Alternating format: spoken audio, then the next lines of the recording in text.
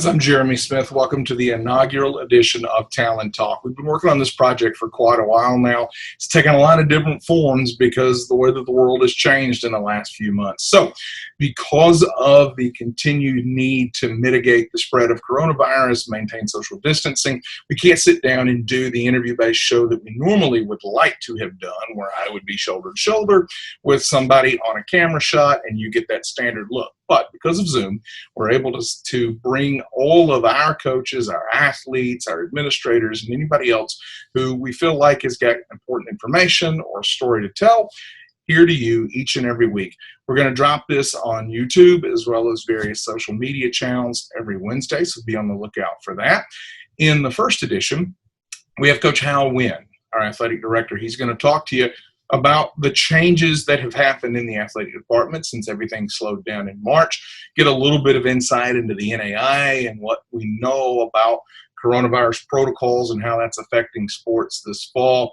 We're also going to get Rachael, Alterio, our head trainer, on with us. She's going to really speak directly to our athletes, informing them about what they need to do before they come to campus, what they can expect once they arrive here. Most weeks, we'll have an athlete for you, give you some insight into what they've been doing to prepare for their seasons, or maybe just what they've been watching on Netflix while they've had some downtime. But we want to get you face-to-face with all of those people, help you make those connections, tell those stories. So, Coach Wynn on the other side, here on the very first edition of Talon Talk. Coming to Montgomery, October 1st for one night only. Spying on any American is a big deal. I can't think of a worse way to investigate something than to have Congress do it. Faulkner University presents Representative Trey Gowdy at its annual benefit dinner. In politics, it's just about winning. And I mean, the Constitution gives the House no role in deciding how this trial takes place. Order your tickets today at faulkner.edu or by calling 386-7257. All right, so our very first guest on this new endeavor absolutely had to be our athletic director, Wynn. There's a lot that has transpired since we last saw our student athletes and so many of our stakeholders in the athletic department, whether it be faculty or fans or anyone else. And so, Coach, we wanted to catch up with you first to kind of fill everybody in on a lot of what has transpired. And some of that is us adjusting to sort of the way the world is right now. And a lot of it are some positive things that we've been able to do in the athletic department. So we will start with that which is on everybody's mind, which is, are we going to have sports in the fall? Well, currently the NAI has said that, yeah, we're going to have sports, and we've got our football schedule set. We've got our volleyball and soccer schedule set, and then we're looking to see what will happen with basketball as we get into the winter sports, and then, of course, into the spring sports with remaining sports. So we'll see how it goes as the COVID virus dictates. Basically, we're in its hands, kind of, so to speak. Absolutely. And a lot of this, and I think, because if you're not around this all the time like we are, you don't understand sort of the way that this has to move in phases and the various things that have to be determined at both a national and a conference level before it ever even gets to the institutional decisions. So the NAI, and as we pulled this up on the screen now for folks, NAI gave us just a couple of weeks ago this return to play threshold for each sport, which is something that we've been monitoring, and the start dates. And as you noted, as of now, we expect to play this fall, but as we've seen the last week or so, numbers have gone up in a lot of places, and so we're hopeful that this is just a spike that will move through. But as of right now, the NAI has announced reduced dates for the fall sports. The only schedule that we know for certain at the moment is football, because the Mid-South Conference did a really good job of getting on top of that with that information. So as you have had conversations with coaches in our department, and with other ADs around the country, what's the feeling that you've gotten from them in terms of how ready they are in response to these things? Well, everybody especially coaching wise, we're all biting at the bit to get back out on the floor or on the field because we really missed it all this spring. So everybody's wanting to get back out and play, but at the same point, everyone is being cautious. And, we mentioned that the sports are going to be scheduled to play already, but some institutions that we know of have already decided not to play. So it is up to each individual institution in the end whether they play a sport or not. So even though the NAI says we can, some institutions I think have already made the decision not to play or either really reduce how they're playing. And as these guidelines stand for us right now, and we've pulled that up from what the NAI has sent us, we don't have cross country at the moment, so we'll skip over that one. But football goes from an 11-game maximum down to a 9. We are settled in with an 8-game schedule. As the NAI has said, we cannot play before September the 12th as football is concerned. And then men's and women's soccer and volleyball, their dates here as well. Men's and women's soccer goes to a 14-game maximum down from 18. Volleyball goes to a 22-date maximum down from 28, and they are not allowed to begin play until September the 5th in those sports. For all sports, practice can't begin until August the 15th. So as that came out, one of the things that we're accustomed to is that first week of August, we're bringing our athletes back and we're getting ready. But August the 15th being the start date for practice kind of necessitated that we delay that return. So what do we know at this point of athletes returning and how that'll be handled? All right. Well, here at Faulkner, we have made the decision that they can bring their athletes back on August the 9th. Is the earliest that they can bring them back, or they can bring them back a little bit later if they want to. What this has done because of the schedule, not only does it help them trying to somewhat, I won't say use the word control, but kind of fight against the virus a little bit. But at the same point, it's also a financial look at as well, because not having your kids back on campus that early, of course, will cut into savings a little bit so that you can save a little bit more money. And that's some of the aspects of it as well. We'll jump into scheduling here in our department, but we'll preface all of this with what we don't know, which is most of it right now. We are still waiting. We anticipate this is set to drop, this interview that we're recording right now, set to drop on July the 1st, and we will anticipate that by that time, we will have more guidance from the NAI, as they have said that they'll be issuing a little more. So as for the winter sports, at the moment, they are uncertain of what their game count is going to be, and we're waiting to see that. Same for spring sports as well. We'll see what those look like. What we do know right now is that we have a football schedule of 8 games. For soccer and volleyball, they are nearly finished. Their schedules underwent a lot of change, and this is where the difference in football and these other sports is. Your football schedule is given to you by the Mid-South Conference because of the way this conference is put together. So our coaches weren't having to work the phone lines to figure out games. The Mid-South Conference just said, we're taking back your old schedule. We're giving you a new schedule. For soccer and for volleyball, they lost all of those dates in August, and they're still working to put that back together. For those folks who have wondered why we don't have a schedule out yet, that's why they're still working on that. But for football here, Coach, we've got we moved to the Appalachian Division, which is a new thing, and something that we're all pretty excited about, because as we've noted internally many times, we're not taking bus trips to Cuba anymore, that we're actually we've got a footprint that's a lot more geographically friendly to us. So when you look at this, and because of the coronavirus, the Mid-South has changed it to where you're not even playing cross-division games anymore. You get your 2 extra games. Of course, all of these here that I'm highlighting are all the division counter games. Your 2 extra games also come for us an hour away and 3 hours away. So these are really good trips. From a coach's perspective and from an administrative perspective, how does this travel benefit our student athletes more than what we've done in the sun the last few years?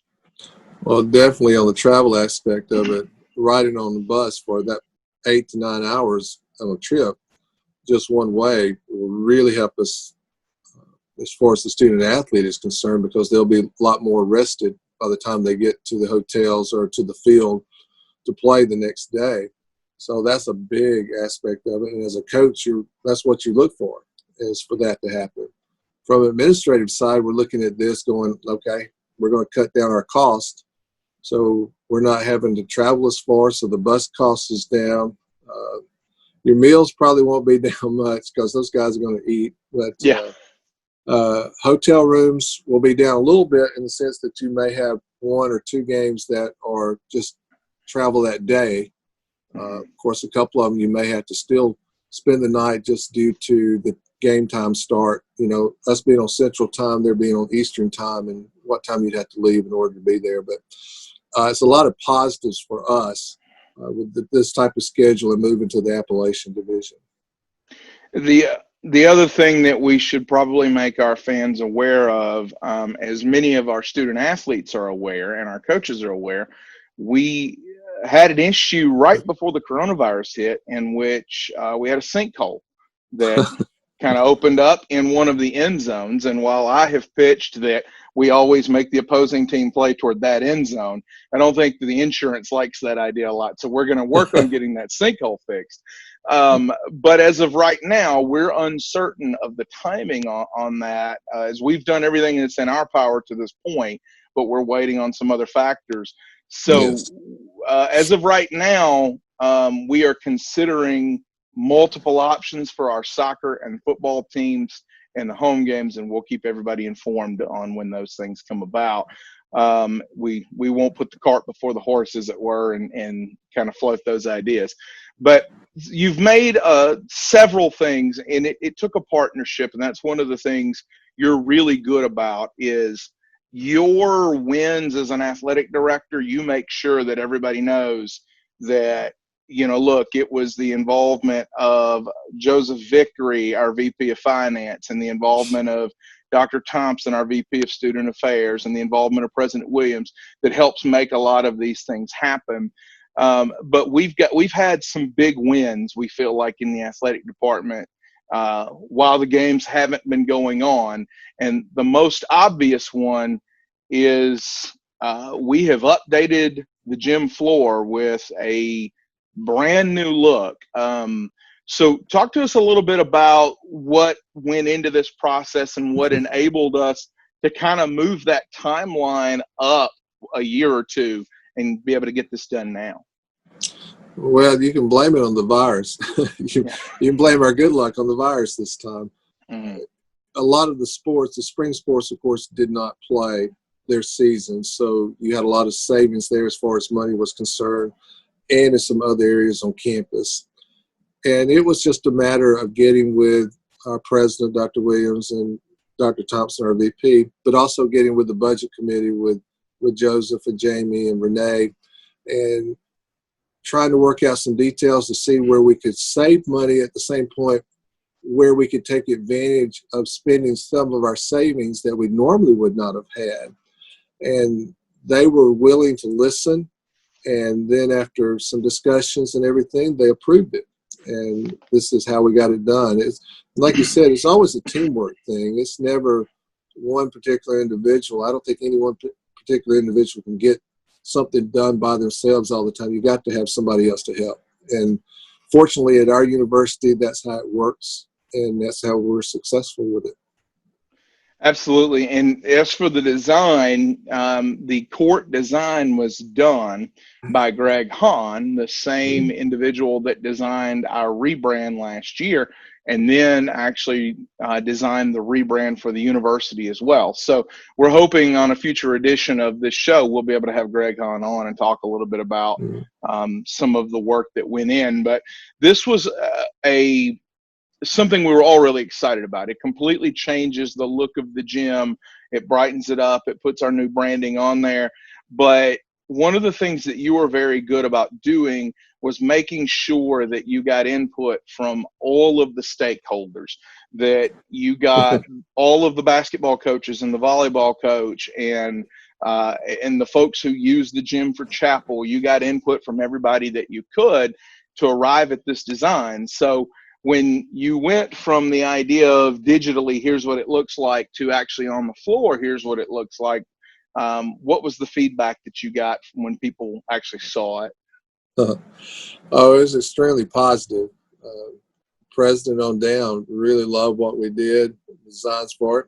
And of course, you and Carter were involved in this quite a bit as well, so we're not going to leave y'all out of this. With a lot of the decisions that were made, some on the colors, a little bit designs and everything. It's just been outstanding. I don't know. You could probably tell us more about who all has viewed the floor since you put it up on the website and likes and stuff like that. You know, I'm not as much into that as y'all are. So you could probably tell them a little bit more. But my conversations with people who we brought in who just looked at the gym floor and saw it, they were just amazed and are just excited about it. Yeah, and it really, our gym, because of the history of it and the way that it is a multi-use facility, is very much a centerpiece of campus because of the way that it's used and the amount of traffic that's through there. And so the ability to update this floor and reflect, one, the modern look, but two, the new logo, and really sort of brighten the gym, we felt like was going to be a really important thing for our students as well, that it gives them something to take pride in and that they can be excited about. So there are some other things coming with the gym that we're working on. You are constantly looking at ways to improve and update. And so hopefully in future editions of the show, we'll be able to talk about some of the other new looks that we've got coming for the gym. We've got a new look in our coaching staff. I made the mistake of commenting to you at lunch one day that we were really lucky because it had been a while since we had any coach turnover. And the very next day, Jerry Overman came in and told us that he and his wife had accepted a job in Texas and they were going there. So before we talk about our new golf coach, just give us a little insight into Jerry Overman and his contributions to the department, and you know, sort of what we gained from having Jerry. Well, Jerry came in at a tough time, actually. I mean, the timing of when he would come in was tough for us as well, and finding someone in a short period of time. And he did a really good job. He learned on the job, so to speak. He was growing and maturing into the job and position that he was in. He was beginning to understand how to deal with collegiate students and athletes. And so he did a good job for us. And he was always looking out after the university, put the university first in the decisions that he was making, which is what we look for. And he just did a great job. We were sorry to see him leave, but we understand having the job offer out there in Texas, and it got them closer to their children and grandchildren, that we're happy for him. But we're excited about Tim Neal coming in. He has had a lot of experience as far as playing, and he's also a PGA professional. He's also a preacher and everything else. So he's one of those rare ones that we found that we're excited to have here. We had a couple of good candidates to look at, but we went with Tim, and we're looking forward to having him here sometime here at the 1st of July. And one of the things about Tim, and really a couple of things that jump out at me. One, he comes from a collegiate coaching family. His father, very well known as a coach at Freed-Hardeman University, and Christian education, a big deal for him as well. That he did 2 years of his undergrad at York, and then finished his undergrad and grad school at Freed-Hardeman. So he understands the environment and how to work with student athletes in that environment, having been a golfer at Freed-Hardeman and then later at GA for the women's basketball team.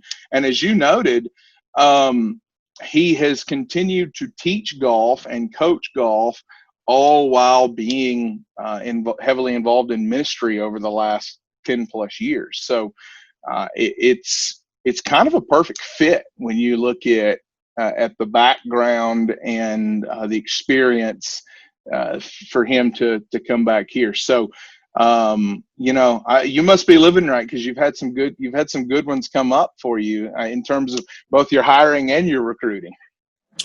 Yeah, we've been very fortunate in that regard, and Tim also, the fact as you can look at the picture that's on here, he's also got a big family, and so that will be a big part of joining our family as well. So we're looking forward to having him here. Absolutely. And so kind of the last thing that we'll get to, we will talk a little bit about the coronavirus stuff before we get to our last thing. We'll have Rachael Alterio on later in the show, our head trainer, to give us a real rundown on sort of the protocols and what we know at this point regarding our athletes and coronavirus. The one thing that I guess we can say right now is, while the NAI is still working to give us guidance, we know that there will be some changes, but we don't yet know what those things are going to be. And so we'll make sure that we'll post all of that information as it becomes available to us. You and I have been involved in trying to get some masks available for our student athletes for when they are needed. Preferably ones with our brand on them, because why waste a good branding opportunity? So we've been working on that. So we'll have more of that info in the future. But this is where you get to announce another new thing that we'll have coming up at the end of July. We shift our partnership for our website over to Sidearm Sports. And so this is the first look at the new website, which is set to debut on July the 29th. As you looked over all of the information regarding Sidearm Sports and what you've been involved in on the process, what did you like about this move for us? Well, I don't know that much about it. I'm going to be honest. I'm not going to try to talk a big game that I know all about the website and everything. That was you and Carter for doing that, and y'all did a great job. Y'all just explained to me that there's more things that you can do, more that are available with Sidearm that we had in the past, and so I'm looking forward to see what you come up with.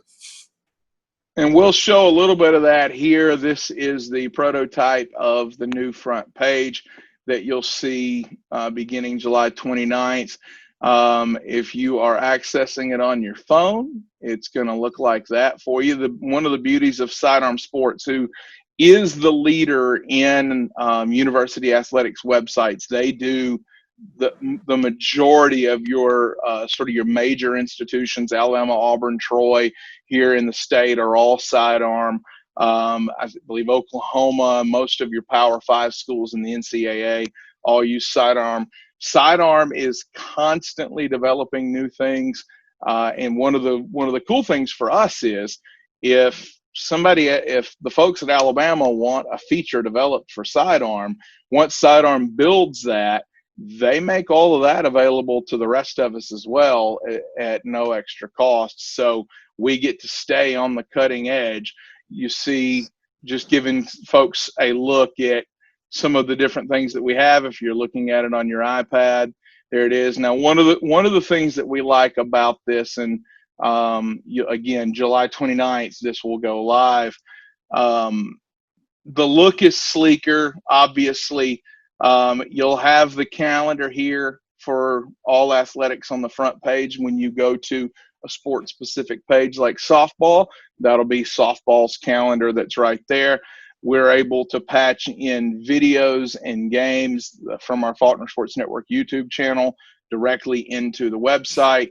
We'll be able to tie the social media of each individual sport directly to their corresponding page on the website. So the Instagram, the Facebook, the Twitter for the various sports programs will all be right there. It's a great look. And one of the things that you'll notice up here in this top corner, we'll have a special Hall of Fame section on the website that's going to allow us to do an individual look at each inductee rather than just the group picture, which we'll still have available. There's a lot of different things that are here. We have options in the future of if we decide that we're going to auction off some signage or some old jerseys or things like that, because there's a lot of folks who like that history. We'll have the ability to auction some of those things and to make some of those things available through this website. You'll also see some other things that will be on here that are not currently available on the current website. Things like some of our guidelines involving coronavirus, all of our protocols within the athletic department, our compliance information, all of those things we can put here on this website. And then how you and I are still in the early stages of this, but we'll let folks know that we're hoping that when this debuts on July 29th, there will be more information about the new Letterman Society that we are making available, in which anyone who has lettered in a varsity sport at Faulkner all the way back to the Alabama Christian days, it'll be a group that is open to them, and so all of that information will be out here as well. So very, very versatile thing. FaulknerEagles.com is still going to be the website, but it will be the home of all things Faulkner athletics. It's a great hub. So look, Hal, we've been out of the public eye since March, but we've certainly been busy. You got to feel pretty good about where we stand right now as a department. I do. Our coaches have been at it, even though it's been doing virtual tours, basically, and recruiting. But they've been busy. Everybody here on campus who's been here has been busy trying to get things ready for the students to be back on campus. And everybody here is anxious to have the students back on campus. Fantastic. That is our athletic director, Coach Hal Wynn. We'll hear from Rachael Alterio, our head trainer, on the other side. This is the Faulkner Sports Network. Bless the corners of this house and be the lintel blessed. Bless the hearth and every board and each place of rest, and every door that opens wide to stranger as to kin, and every crystal window pane that lets the starlight in. At home, I'm going home for solace and safety, home where the world will not break me home. Never forsake me, take me home.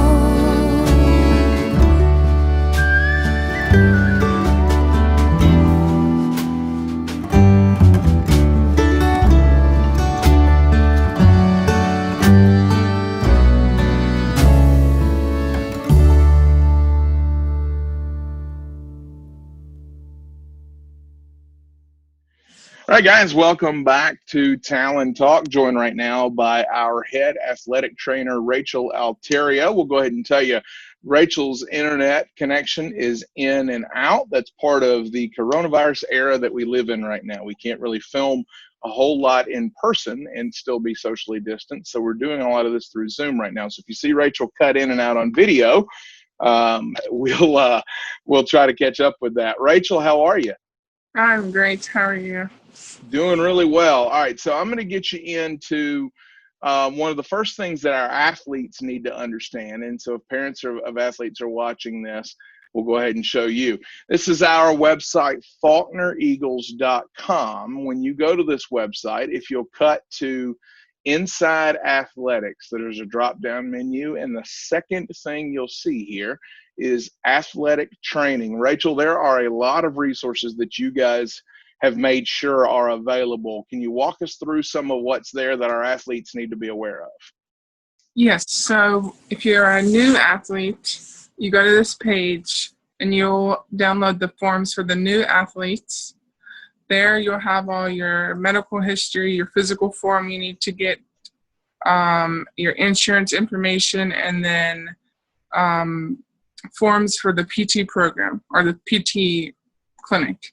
You'll fill out all these forms, and then there is another form that shows you how to upload these forms to our sportswear documentation center. That gives you the information on how to do it and just tips. There's also returning athlete paperwork that return athletes will fill out. It has a little less paperwork, but it has a physical form in there as well, and emergency contact information and insurance information. So those are 3 really important documents that you'll need. Later on, when you return to campus, there's a COVID form on there that we will get you to fill out as well. And that'll transition us right into what one of the biggest things is in the athletic training world that's different. You guys have had to learn a lot of this on the fly as well. Everything kind of shut down in March, and we're just now getting to a place where I think we're starting to really understand this virus and what's going on with it. And I know that we're still waiting on more information from the NAIA about everything that's going to be required. But as of right now, what can you tell our athletes about how the coronavirus is going to impact what they see on a daily basis in the athletic department? Okay, so when all athletes return to campus, before they are allowed to do any type of athletic practice, meeting, or anything, they will get screened, a temperature check, and then fill out that form, the COVID form, and then a symptom checklist. Once we go over that, if anybody is positive or any of the symptoms, the temperature, we'll handle it from there. And then on a daily basis, every athlete will be required to do the same thing before any type of athletic event, before any meetings, before weight room, before practice. They'll get their temperature checked and then go over a symptom checklist. From there, if they're positive, if they have above a 100.4 temperature, or they have any of the symptoms on that list, we will send them to get tested. If they are positive from there, they will be quarantined for 14 days along with their roommates. Another thing that's changing, before any athlete is able to travel, they will get tested, or they will get screened, temperature checked, and the symptom checklist. We will send that to the hosting athletic trainers, and then when the athletes get to the hosting team, their athletic trainer will check them as well. Some other things, all teams will be assigned their own time slot for the treatment room, and that will kind of center around when their practices are, or if their classes are in the morning or the afternoon. And then you're not allowed to come in with another team. So we're trying to keep the teams distance from each other to minimize the spread. Anything that, and also athletes will be required to get a physical before they come to school. So what can you tell athletes right now about, because I know, I mean, depending on the area they live in, things are a little bit different in I guess, each state right now. What can you tell them about where to seek a physical and how to go about that process?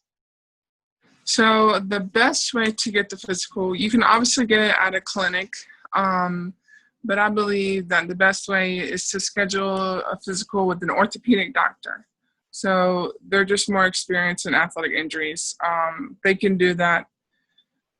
It's a little more difficult to get in, but they have until July 31st to get the physicals in. You can go to a general med doctor, or like the clinic I said, like a walk-in clinic. Those are the 3 main places, but the best one would be an orthopedic doctor. Mm-hmm. Fantastic. So all of this, as Rachael has pointed out, July 31st is that date by which we are looking to have physicals in from athletes. Rachael, do they bring that with them when they come to campus, or do you want them to upload that information through Sportswear? For all other teams except football, they will upload it to Sportswear. They'll upload it to the Sportswear. For football, they will send their physicals to me by email or text message. All right, give you guys who are watching this a real quick piece of information for your contact, for your training staff. There is Rachael Alterio's information with her fax number and email here on the website. Also, Micah Traw is on there, and we're going to get Isaiah's information on the website soon. So, Rachael, we bring athletes back to campus on August the 9th. Anything else you think they need to know before they return? They just need to try to be as responsible as they can, try to stay conditioned, but also be responsible, do things to help themselves, and just try to help the community. Fantastic. Hey, Rachael, thanks for taking the time for us here on this edition of Talon Talk, and we'll have you back on soon. Okay, thank you. Did you know that 100% of Faulkner's computer science graduates since 2014 have found jobs in their fields within 6 months of graduating? It's a great time to be a computer scientist. Everyone is walking around with a computer in their pocket in the form of a smartphone, and it takes software developers to make those things work. I built church websites, and through the training and instruction that I received from Faulkner, I was able to go right into my career after graduation. It laid a solid foundation for what you need to know. I'm getting a lot of hands-on experience within my field, and also they're just giving me a wide variety of options of things that I might want to pursue in the future. In the state of Alabama alone, there are over 4,000 tech-related jobs available. And the preparation that you receive at Faulkner University will allow you to go to work almost anywhere as a software developer. It's a great time to be a Faulkner Eagle, and it's a great time to be a computer scientist. I hope you'll come and join us.